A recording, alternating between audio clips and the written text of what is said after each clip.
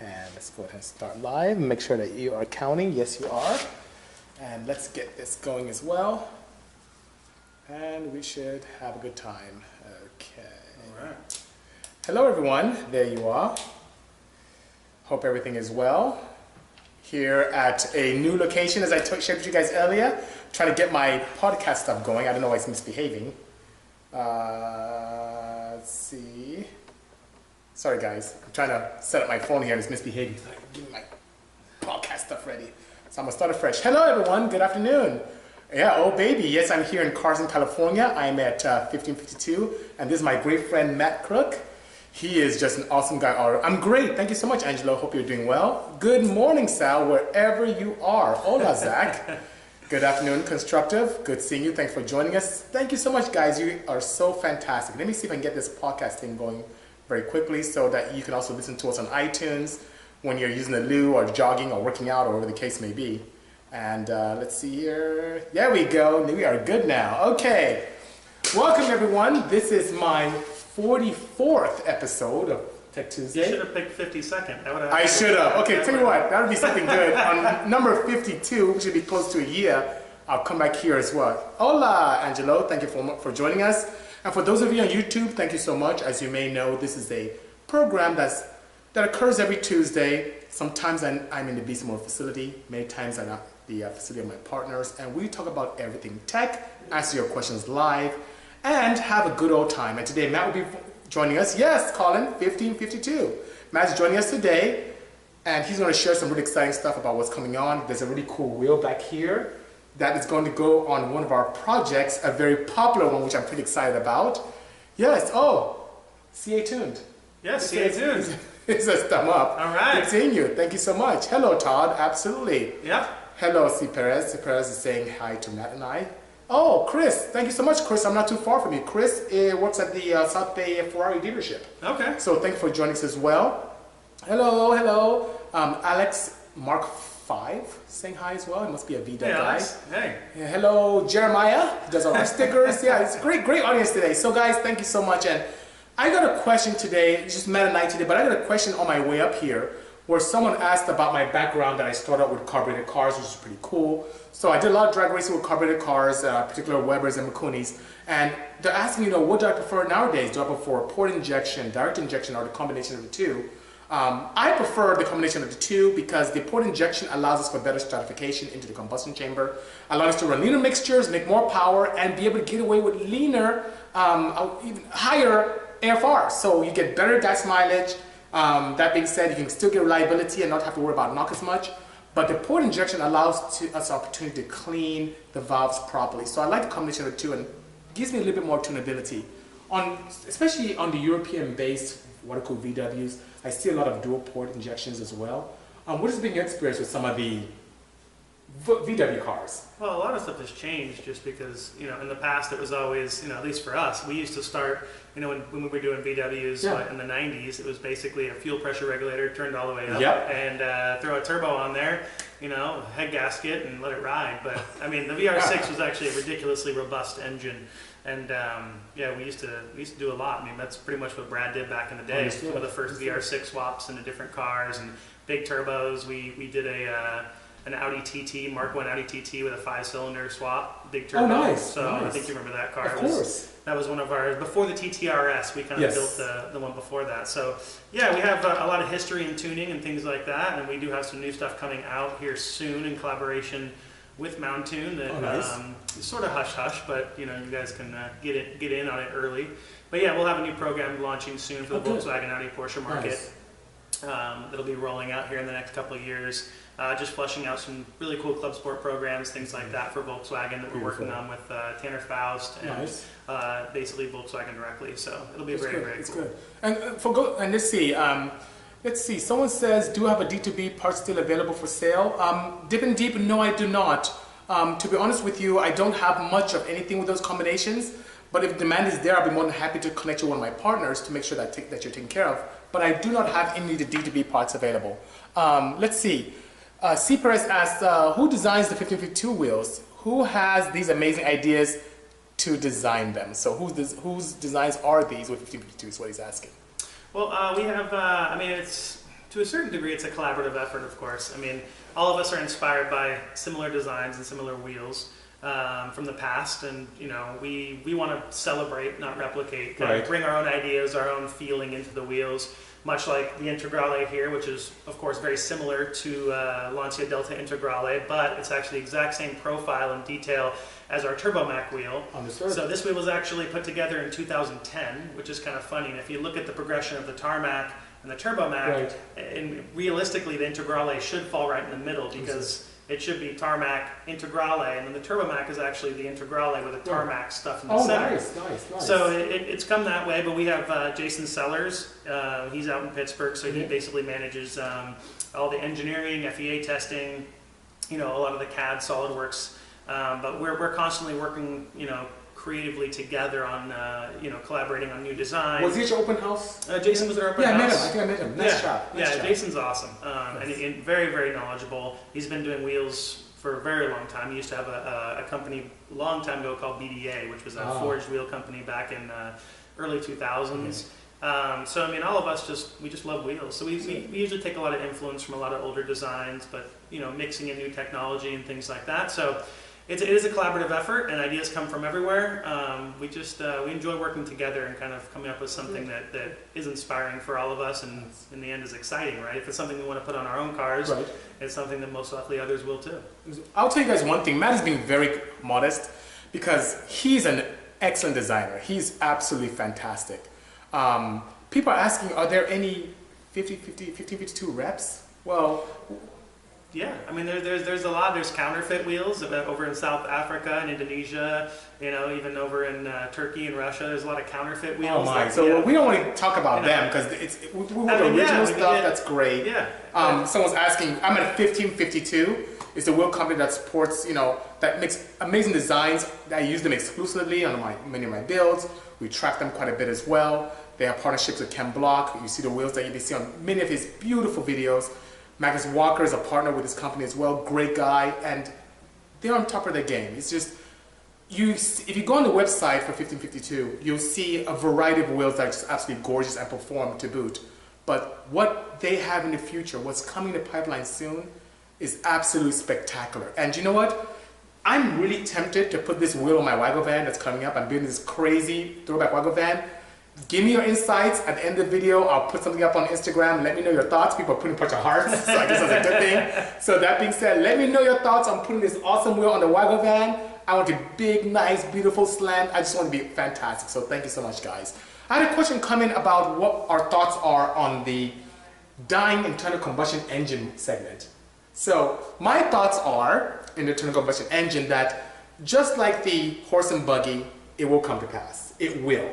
But it will still have a very strong mark in motorsports, in vintage racing, so on and so forth. It's just that as you look at what the OEMs are doing, so many people are moving towards everything from using alternative fuels to mostly EVs, using electric motors as a means of powering these vehicles. And from a design perspective, and I know that's what you embrace a lot, it does give a bit of a renaissance to vehicle designers. You now have a package that could be much smaller, a lot lower center of gravity. It allows for more creativity in vehicle design. Now, Matt, you've done a lot of things. I think there's even a rapid prototype car that was built, thinking forward, using your wheels. Yep. What are your thoughts on the future of the internal combustion engine segment versus what some OEMs are doing with hybrids, EVs, hydrogen, etc.? I mean, I think there's a place for it. And to be honest, I really enjoy certain aspects of the electric engine, or motor, I should say, right?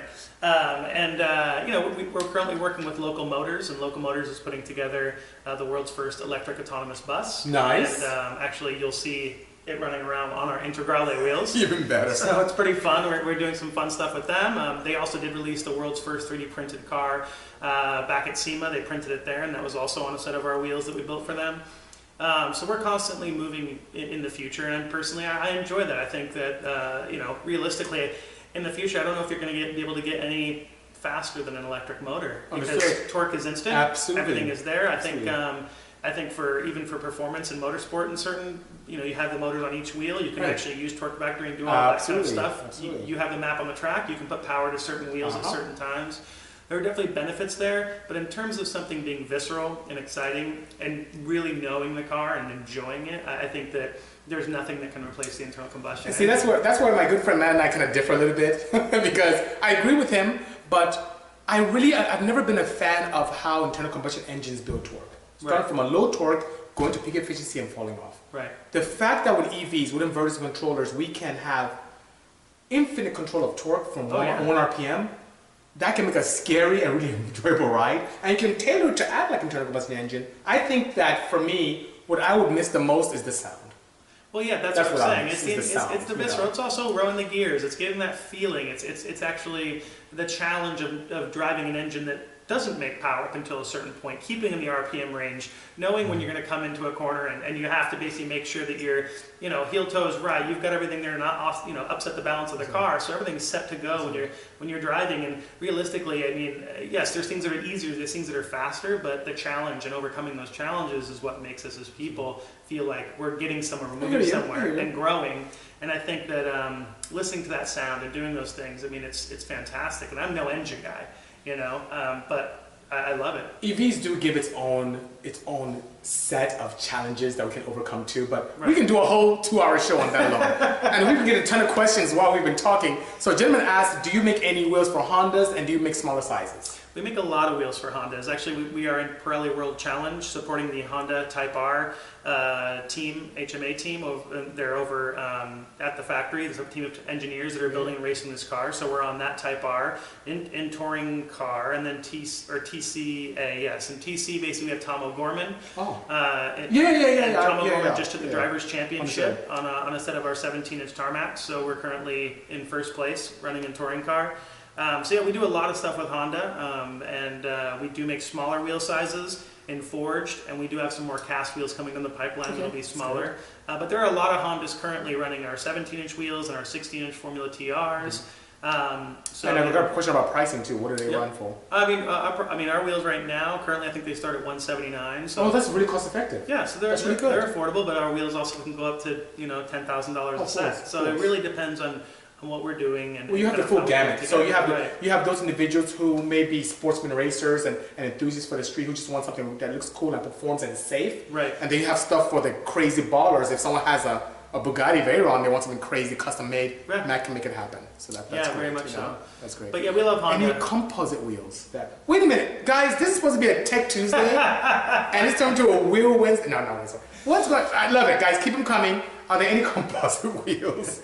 At the moment, no. We don't do any composite wheels. There are some things in the future that we're currently working on with some really awesome engineering firms that basically, will kind of push the boundaries as far as what we know as wheels, but that will come in time. Okay. But there are some very, very cool things that we're working on in regards to kind of making sure that we're pushing the envelope when it comes to the wheel industry and motorsport, not just kind of sitting around just happy selling wheels or doing those things. We really want to make sure that we're changing the way people see things. We want to make sure that we're celebrating the past and really letting people know the history of what all these vehicles are, so that we can all celebrate together. We can all kind of enjoy these things, and that's super important. But in terms of composite, I mean, sure, we could technically make something, but in the terms of how we're doing things, it's just not viable for us right now.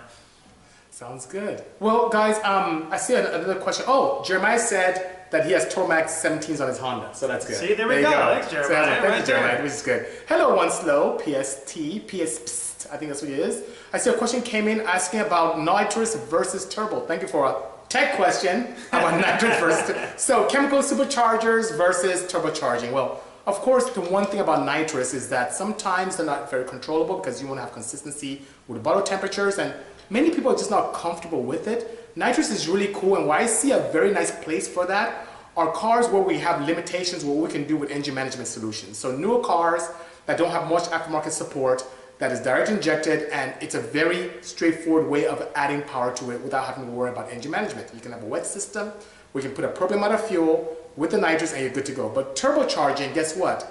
The advantage that turbocharging has over nitrous is the fact that you don't have to worry about refilling your bottle or keeping the bottle at a certain temperature or worrying about throttle switches or any of that nature, and then looking for a nice section inside the car to have a bottle of size and running out and going back to refill it. It's very user-friendly.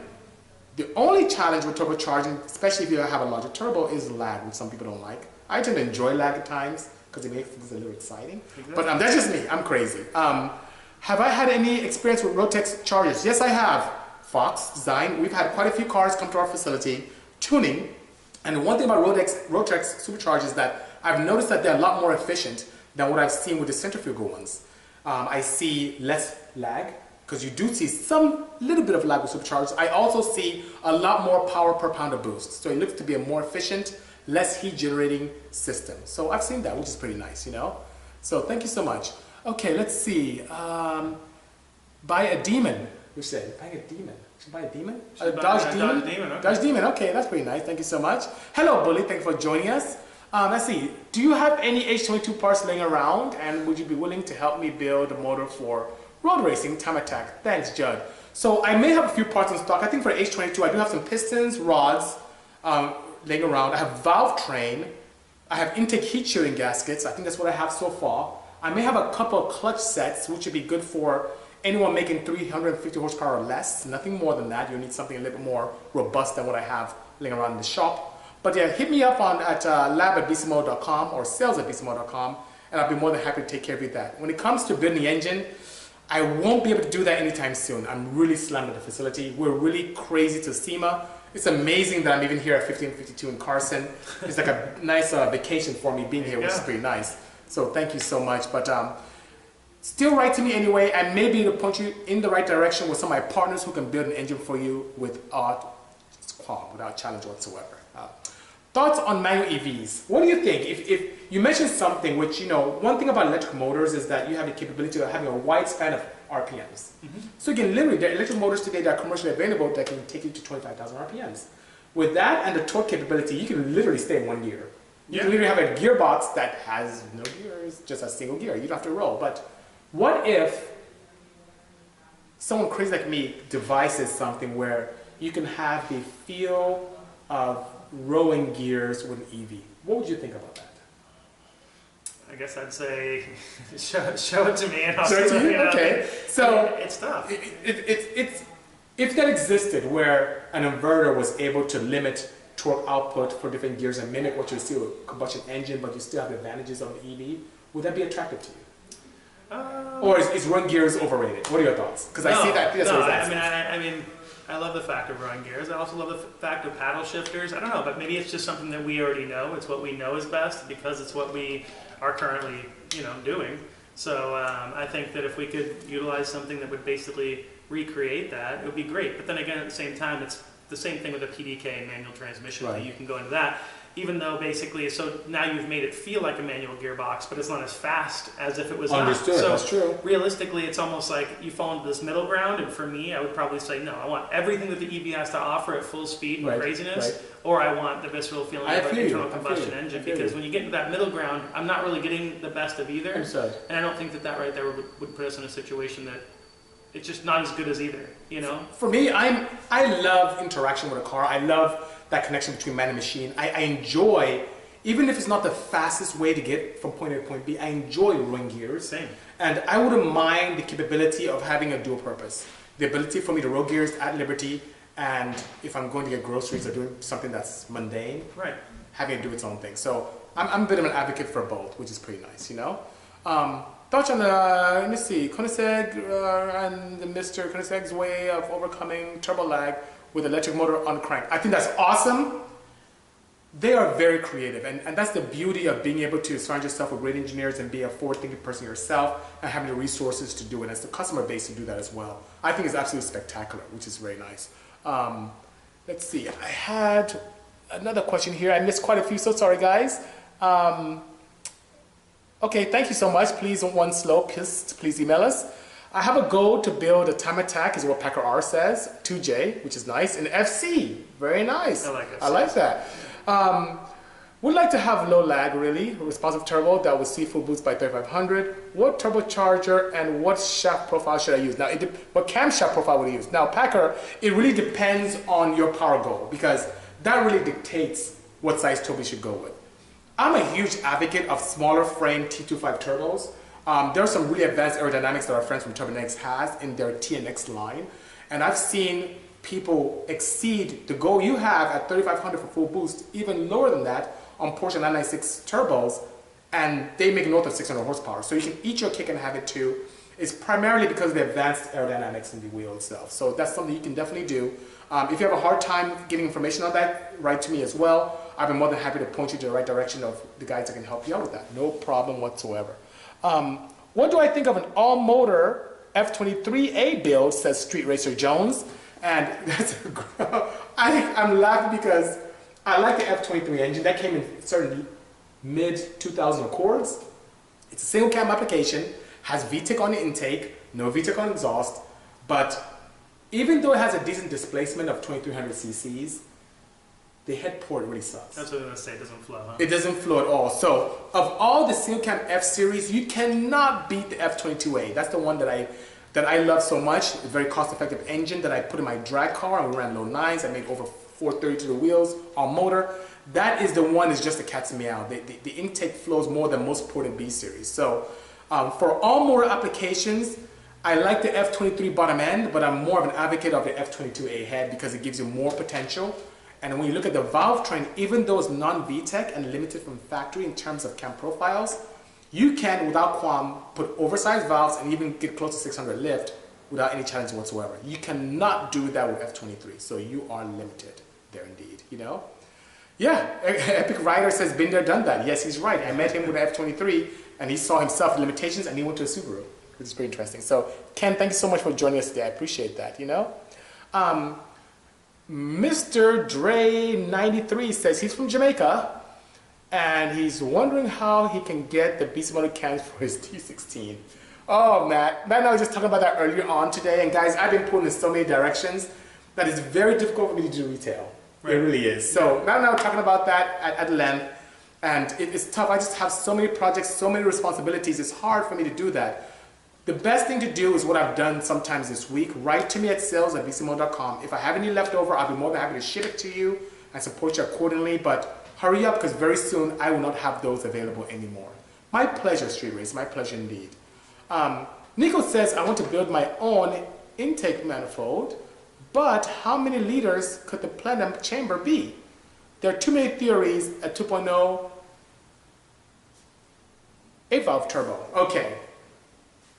Do you have any thoughts on intake manifold with plenum design? Any thoughts at all? For which vehicle? Anything, just commercial. Any rule of thumb. I mean, it depends. Do you go small? Do you go as big as possible? Is there any? Well, I mean, for us in the past, I mean, we basically, I mean, a lot of stuff is like flow tested and such, right? So, I mean, I don't think you want anything too huge, right? I mean, all you're going to do is basically, I mean, it depends on what kind of pressure you're trying to create, right? I mean, I'm asking Matt this because he's not just a designer who's extremely talented. The guy builds cars. He builds really sick cars. He always has. Even when I met him, I didn't know this. I'm like, wait a minute, that was your car? He's too honest. But I've done a ton of experimentation with plenum volumes. Right. And even with ITB, you know what the plenum volume is in ITB? The entire atmosphere. So it's a big old room, which is it, or the confines of combustion of your engine bay. But what I've seen to give the most power, to give the most cylinder fill, without taking much energy from doing that, is twice the displacement of the engine. Okay. But the challenge is, from an engineering perspective, is we have limitations. You can't, if you have a 4.0, you can't put an 8 liter. It's tough to do it. Even if you have a 1.5, it's tough to put sometimes a 3.0 liter. But if you can, that is a rule of thumb that I've seen through my research is ideal. 2 times the displacement of the engine allows for better cylinder filling. Bearing in mind that you're taking full advantage of initial supercharging, capturing the second harmonic to fill it. Second pulse harmonic. You know, the pulse that happens when the valve closes and the wave travels and reflects back. You know, the whole intake length thing, tuning. Take advantage of that. You want double that. If you can't, try and go as big as you can within reason. There are just so many compromises, but bear in mind that you will rob Peter to pay Paul. So I hope that helps you, you know. ITBs, V6 3.0, that'd be great, depends on the setup, because sometimes when you have V6s that have very interesting angles, it's tough to do an ITB. If you go straight up, you may not have the clearance on the hood. If you can do cross ram, that's usually better, but very cost prohibitive. It depends, but it can be done, you know. Front wheel drive, hey, I agree with you, heavy, except, you know the beautiful wagon van I have? That Matt helped us with the beautiful, like, polished wheels, and then now with lovely motorsport inspired mesh wheels. The reason why it doesn't do extremely well is it has no traction. I have all this power and no traction, but we're gonna be fixing that soon with the Wagon van. I may have given too much away. So forgive me. BC, have you done testing on the best boat application? H series intake, OEM gutted versus S2K classic versus. I guess you mean bolt on intake. OEM gutted versus Ultra. So what I've seen with customers for H22 is I've seen the most power NA, definitely with the standard ITBs from Kinsler. I've seen that. On a boosted application, I've seen people make a ton of power with the Golden Eagle intake manifolds and the Ultra. So those are the two that I've seen, great success with. Yes, Ken, all-wheel drive is where it's at. We know you left Honda with the Subaru. We love it. Okay, good. You're right. It is the best. It really is, Real time. Yeah, real time is even better, Phil. You're absolutely correct. Thank you so much. You guys are great. Thank you. I think I missed some questions here. I'm going too far back. It's okay. What's this? What is this? Okay, dip and deep. What's a safe wedge shot on a stock block GSR? Oh man, built head, 80 shot. Ooh, I would say the safest I've seen to whereby if you have a little bit of problem, it's not an issue, is 50 shot. If you start going 80 shot, I start seeing distribution problems and it's better to go direct port. So that would be the way I'd go if I go anything north of 50, is just I'm big on reliability. So on a stock motor, something that lasts a long time, wedge shot, single fogger, 50. Keep it there. What are your thoughts? We've all seen it in Fast and the Furious. Intake manifold welds start blowing, floorboards start falling out. Got to be safe with it, right? Have to be. That's the key. I mean, the one thing is that what's the purpose of building a really cool project if it's not safe? No, it needs to be safe. It has to be reliable. Yeah. Absolutely. I mean, exactly. Or else unless I have empty pockets big pockets like him, Yeah, then right. no, not kidding. But anyway, they can do whatever I desire. Let's see here. Do I ever do any other motorsport events like Stage Rally, Baja, King of the Hammers? Wow, this guy's good. Anyway, thank you so much for asking that question, Zanny. It's so crazy. I have so much going on, but I really derive a lot of pressure from being focused. So for years, I did drag racing. And then since I've had a great partnership with Matt and developed this great friendship, he's known me over the years, I started dabbling into road. He saw me the first time I road raced, actually, which is pretty interesting. At a KW event. Yeah, at a KW event, which is great, and I was so excited. So I'm trying to still wrap my head around that and do extremely well with that. But I do love rally. I think it's so awesome. Rally is awesome. So great. It takes some big balls. It does. It's amazing. And I think there are even more engineering challenges there, which is so fantastic. So don't be surprised if I start with some kind of crazy project. Definitely Matt would be involved with that. But I haven't had any plans short term to involve myself intimately in those other type of motorsports, especially, King of the Hammers. That'd be so awesome. Yeah. But rally is something I'm really interested in. I did a show recently in New York that'll be coming out on Netflix soon, and it has that rally / gymkhana kind of look to it, which is pretty cool. So that really opened my eyes up and gave me really a lot of excitement. So that is to come. What about you, Matt? What other motorsports have you been involved with? We're involved with motorsports with different people and different,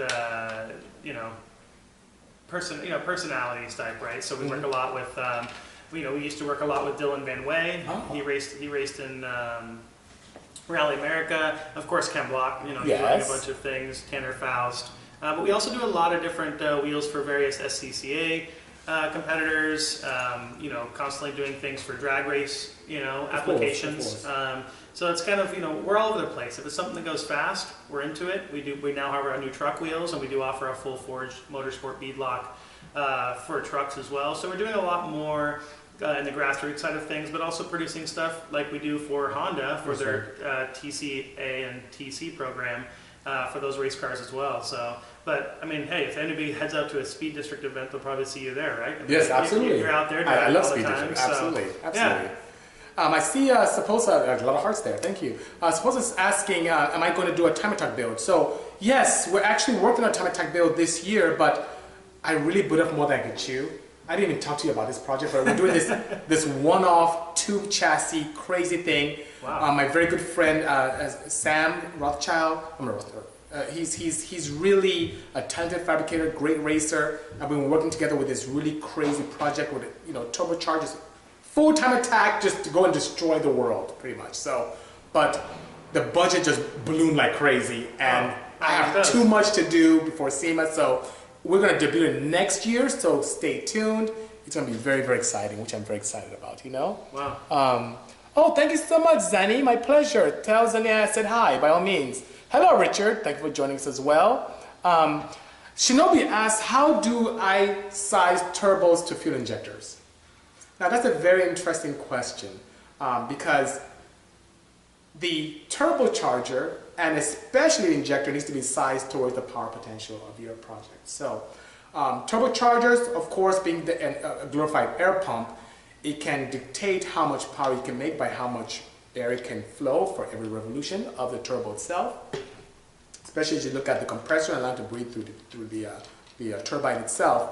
But the injectors are based upon my power potential and the fuel I'm going to use. So if I'm going to want to make, let's say, 400 horsepower turbocharged, and I opt for 750cc injectors on a 4-cylinder engine, well, if I want to run E85, I'll end up going to 1,000 or even 1,300 cc's. Also, the fuel pump plays a role in that as well. So it depends. And also, sizing injectors is more than just the size, it's the style of injector.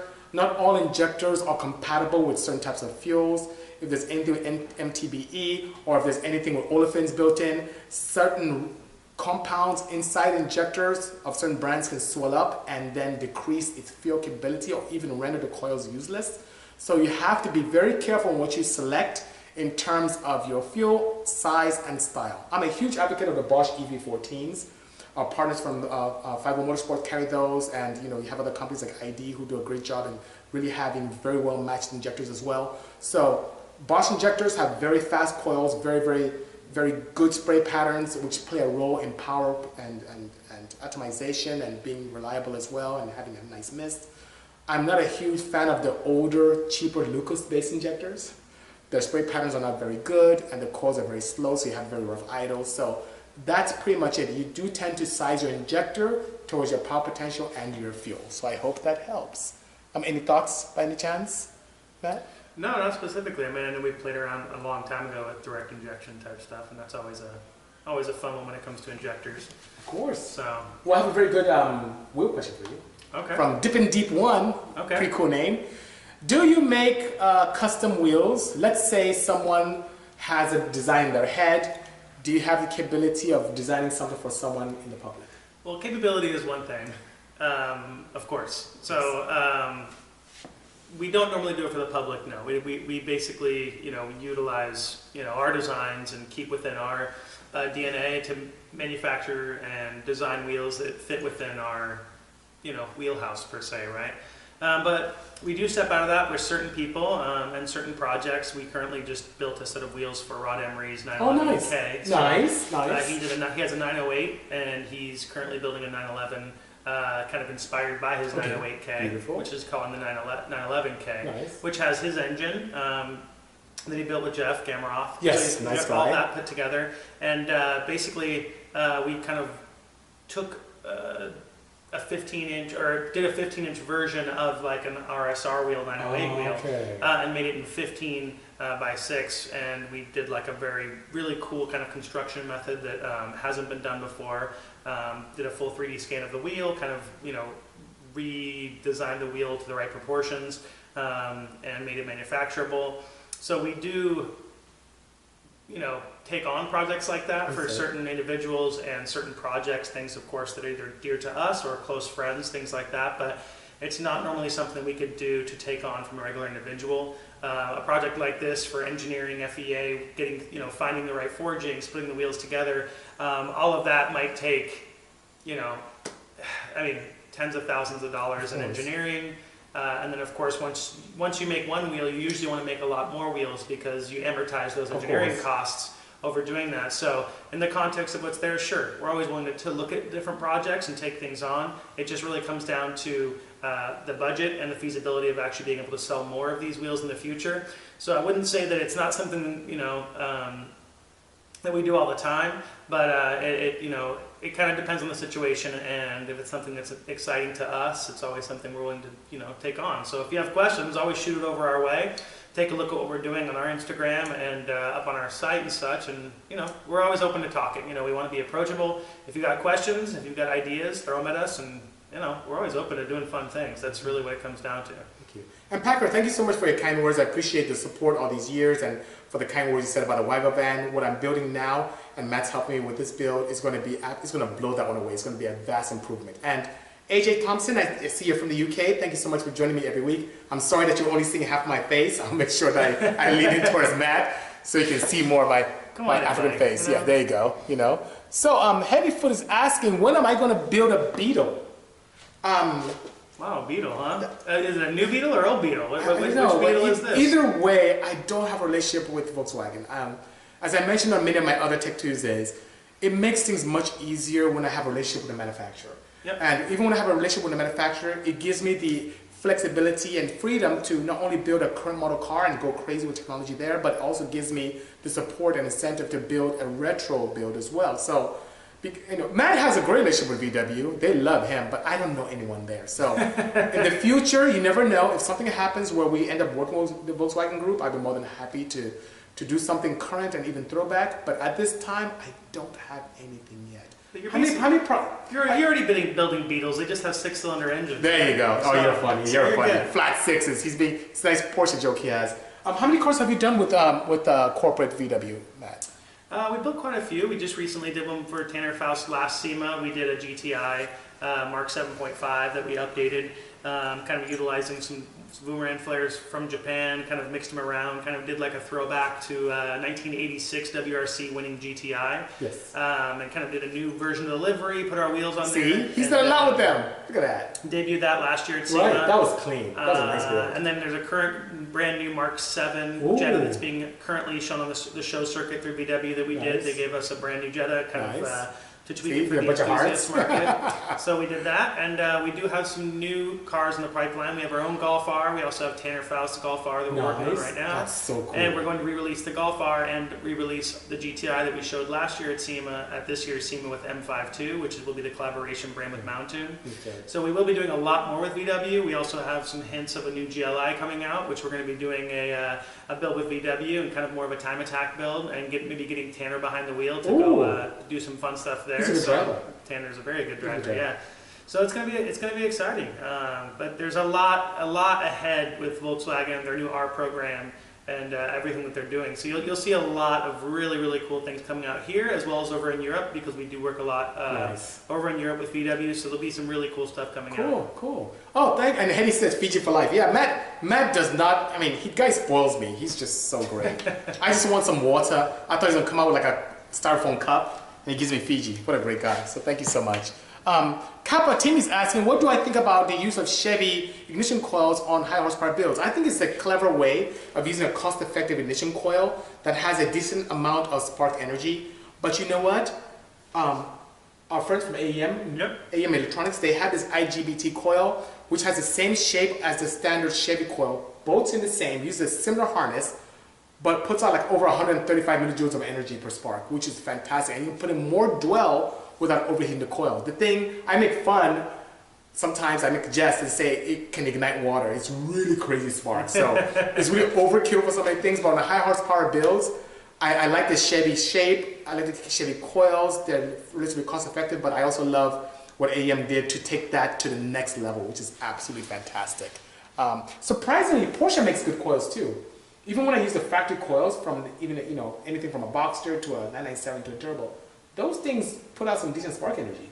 I'm actually pleasantly surprised. Yeah. It's pretty nice. Hello, Boshi Yoshi, good seeing you. Thank you so much, Shinobi. Say can't get enough of our podcast. Thanks so much. Alex says, man, I'm glad Forza Motorsport and Horizon have 1552s. Which is great. I didn't even know that. I didn't know that. Yeah, no, we've been in project cars, Need for Speed, as well as Forza, and our full wheel catalog is there. We do a lot of projects with them and kind of do a lot of different things outside of what we do. We're the official wheel of Hot Wheels, so we're the first wheel company Hot Wheels, very nice. in history to have licensed wheels on Hot Wheels, which is very fun.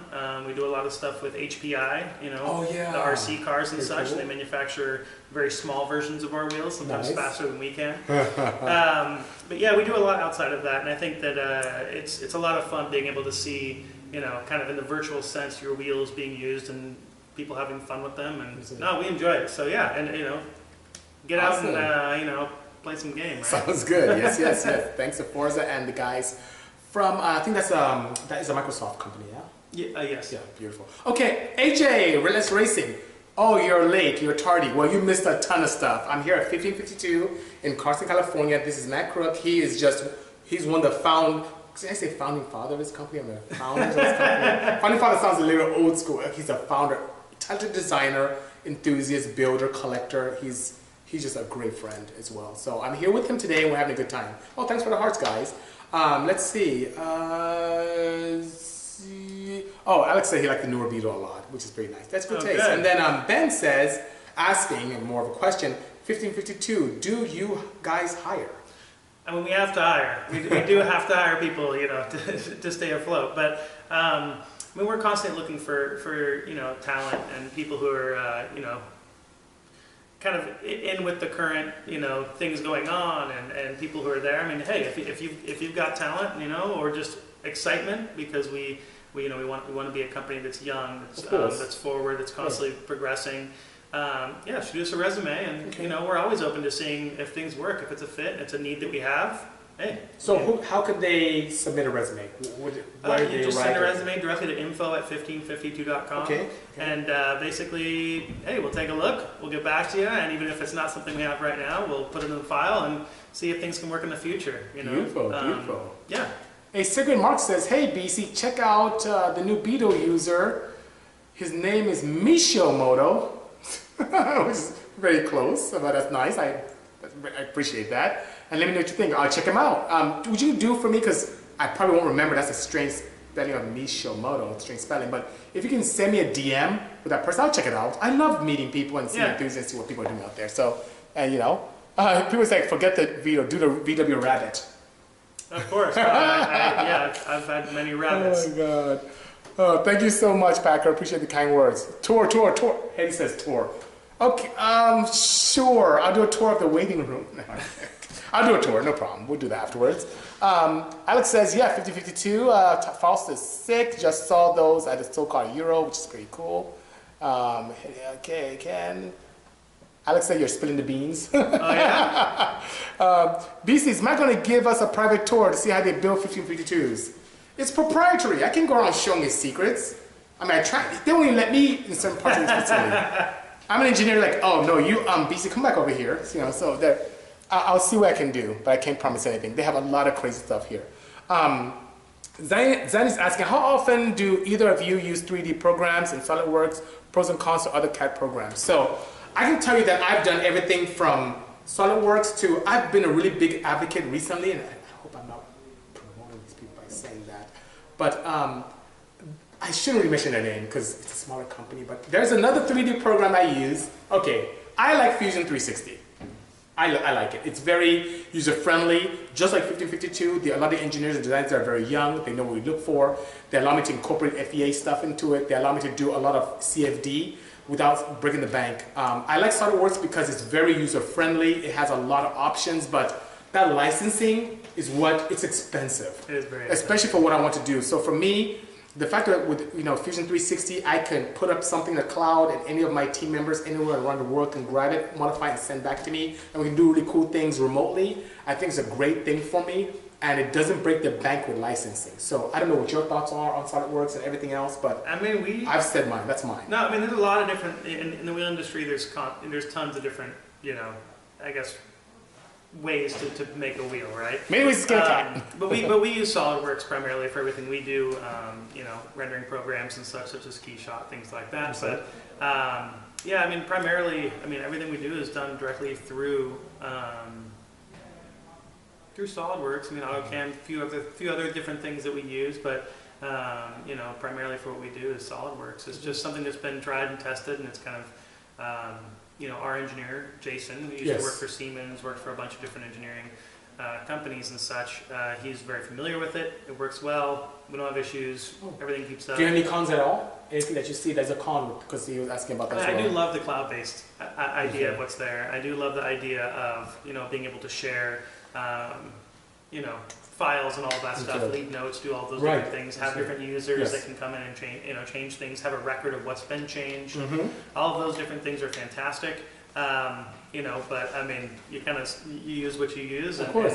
And he makes a good point. Using what you use. Sometimes people ask me, hey, what's the best engine management to use for this, for my vehicle? And my thing is, you know, even though I'm a huge advocate of AM Infinity, it depends on your tuner, because your tuner may be awesome on Motec or Howtech or Pectel and not know anything about AM and can do a poor job in your car because he's not familiar with the ins and outs, the nuances of the program. So it really has a lot to do with what you and your team are familiar with. We both use SolidWorks. I've been partial with Fusion 360 because some of the advantages with cloud-based and infrastructure and the cost-effective manner of it, and the easy infusion of CFD analysis. But that's pretty much our thoughts on it. So I hope that helps. Oh, thank you so much, Street Racer. He said he learns a lot by looking at these live videos. Thanks so much. Yeah, thanks for joining us. I appreciate that. You know. Yes, Angry is saying, are we going to be at SEMA? I will be at SEMA. Are you going to SEMA? I've been at SEMA every year since 2001. So. Yes. Oh yes. Okay, you kind of scared me there. I gave you a look. I will be at SEMA. Yes. Yes. I will be at SEMA. We will have a few cars there. We'll have a lot of different cars on our wheels. You know, in the Ford booth, Toyo, a lot of different places. Maybe Pirelli. We have a lot of partners that we work with. So we will have quite a few different cars there on our wheels, as well as a couple builds that we'll be doing. More kind of tame builds in the context of in the past. I mean, he says tame. I bet you'd be creative. You know one thing about Matt's builds, and I'll say this as an engineer, and I can appreciate that. His builds are always clean. It's like, it's those builds that, you know, and I'm guilty of this myself. I build builds that are like what I posted today on Instagram, in your face. Matt's builds are, you see his build, and you're like, something's different about this car. See, they're giving hearts. It's true, something's different. And the more you look, you're like, that door handle, what is up with that? The side mirror, it's stuck, but that's not stuck. Like it's very subtle and tasteful, and just, I admire your work. It's really clean. Like, thank you. It's not like you know, which is great. And you know, I do it with the engineering, with the turbo. I do that, but I really appreciate your subtle cues, and it looks, and your builds look very OEM. It's always taking it back. And it's just so. And then I'll keep going. We've been talking about 46 minutes. I'll keep going. You know, Dip is asking, where can he get a Auto J35? So I still have the one out of my Odyssey, but mine is much newer. I'm not really using it. I can probably give it to you for little or nothing, but it's too much newer for yours because I have one out of 2014. But for the year that you're looking for, you can find them in wrecking yards, and there's a website that's very helpful. It's called car-part.com. It's one that I use to look for parts as well. Yep. Sometimes you can go on eBay and find them, but car-part.com, you can see things all over the United States and prices and so on and so forth. And sometimes when you call them, they'll negotiate with you, which is pretty cool, you know. Do they utilize the heat sinks? You need to open up a little bit more, Kappa, because your question is a little too vague for me. I'm so sorry. You know, let's see. Hello, Chicago. Good seeing you. Those wheels behind you for the Wagon Man. Wow. So, Fox, I was going to share that earlier. I was going to say, hey, should I put these wheels in a Wagon Van? But they will look so sick. I think so. They look beautiful, especially this very same white color. So I'll put something up and let me know your thoughts, you know?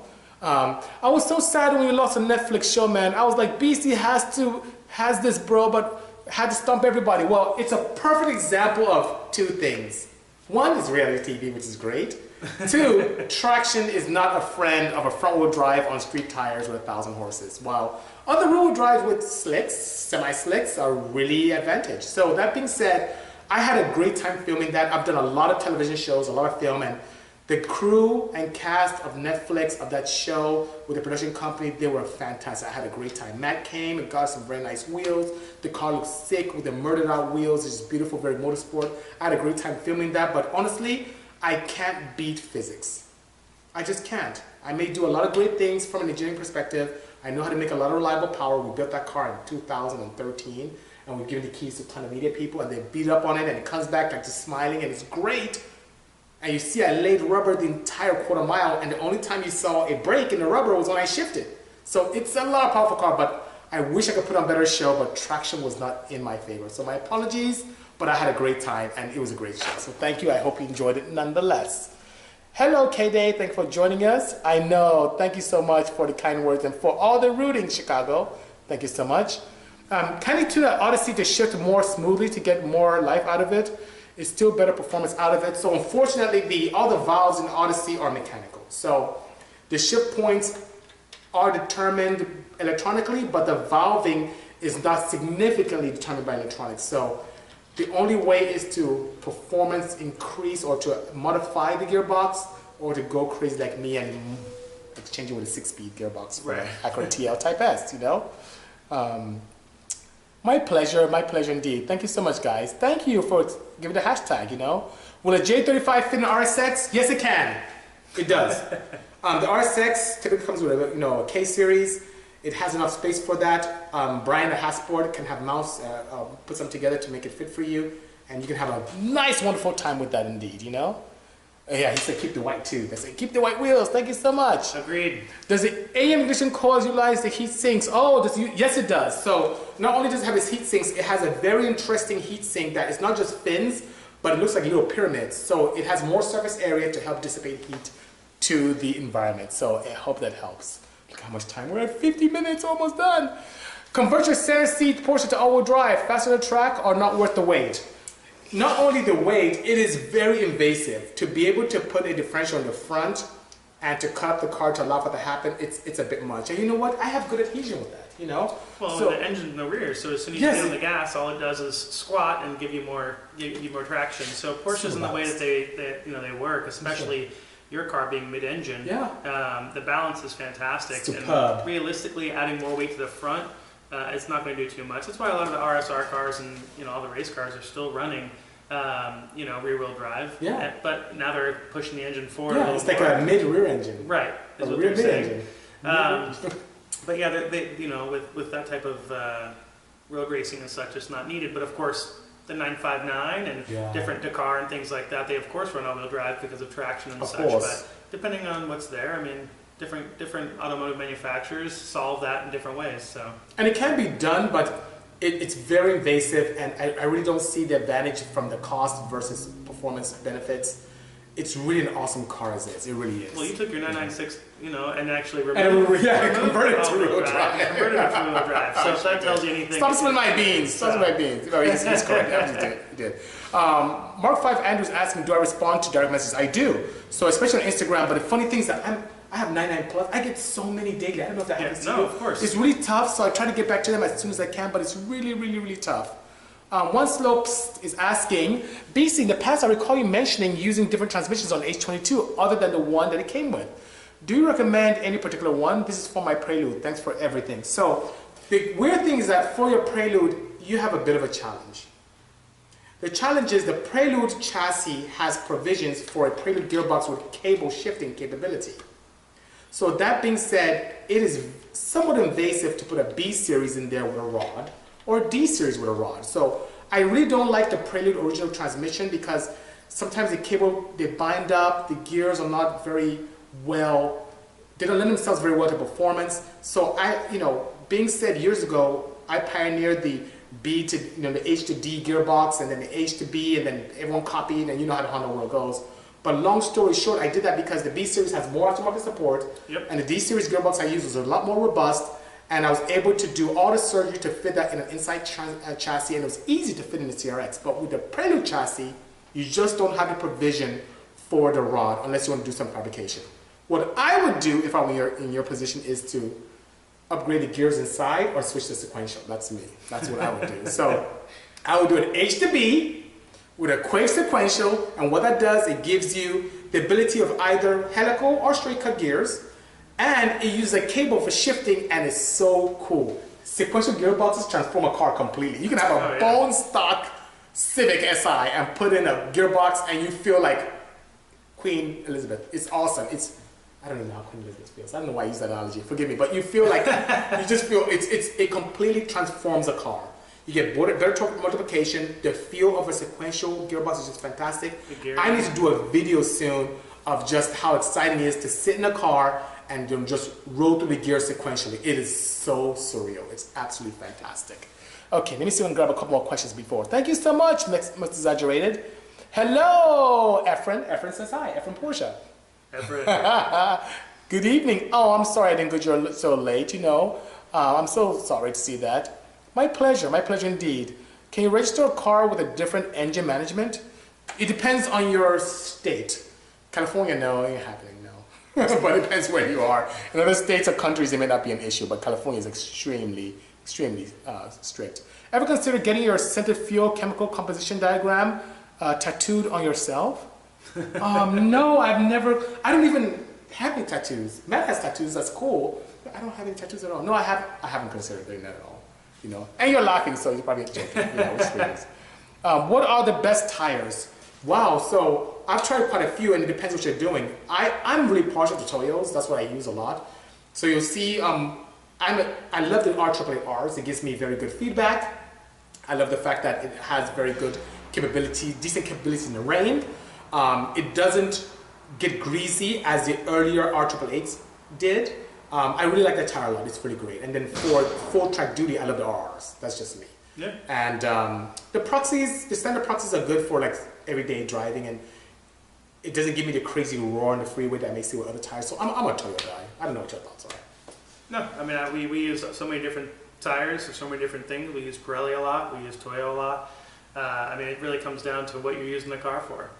Hello, Alfie! Oh, thank you so much, Matt. Good seeing you. I'm sorry about your block, sir. I'm sorry to hear about that, Iron Lungs. Hopefully you can build it next time bigger and better. My pleasure, Mark 5, you know. He's stuck on the S2K, single or dual exhaust AP1. Thriller, I'm a motorsport guy. I like the single exhaust. I think the dual exhaust is a little too much for me, but on APs, I like single. It's just me. I like big single ones. I don't know what your thoughts on S2000s and dual exhaust. What do you think, Matt? I would say single. I love it till. Me I just too. love. I mean, you look at anything, especially from back in the day when they were racing these cars, and that's kind of the enjoyable, right? It's the easiest way out. It is the easiest way out. It's also less to modify. I mean, realistically, and lighter. If you're taking function out of it, of course, single exhaust can be better. That's the way to go. You know. Can you use a B series gearbox on a D series? Yes, you can with an adapter plate. It doesn't bolt on. The bolt pattern is different, and I didn't explore because demand just wasn't there. But you can do that. I know my friend from Speed Factory did it, so you can probably call the guys in Speed Factory. They're in the Washington State, and I'm sure that the team there will be more than happy to share with you how they did it, or maybe even help you out. C. Perez, you are right on time. It is time for us to depart. Have a good day as well. C. Perez saying good day to BC and Matt. Thank you so much. Hello, Portia. Hello, and we are departing, but oh, luscious. Thank you so much. It's so good to see you, Turbo Pineapple. He's a good friend of mine. Okay. He lives in Vegas now. He used to tune out here. He used to help me with some dyno access. Great guy. Thank you so much for joining us. You're missing us pretty late today. Iron Lungs, thank you so much. Well, guys, thank you for joining us today. I really appreciate all your support. Matt, thank you so much for being here with me this afternoon. He's a very busy man. For him to take time out to interact with all of you, it's an honor. So, guys, I'm going to ask a question once again. If I should put these on the Waggle van, your input will sway me significantly. I'll try and see if I can get a tour. I'll show what I can here at their headquarters. But in the meantime, take care, stay tuned, and see you soon. Thanks, guys. Cheers. 5:53.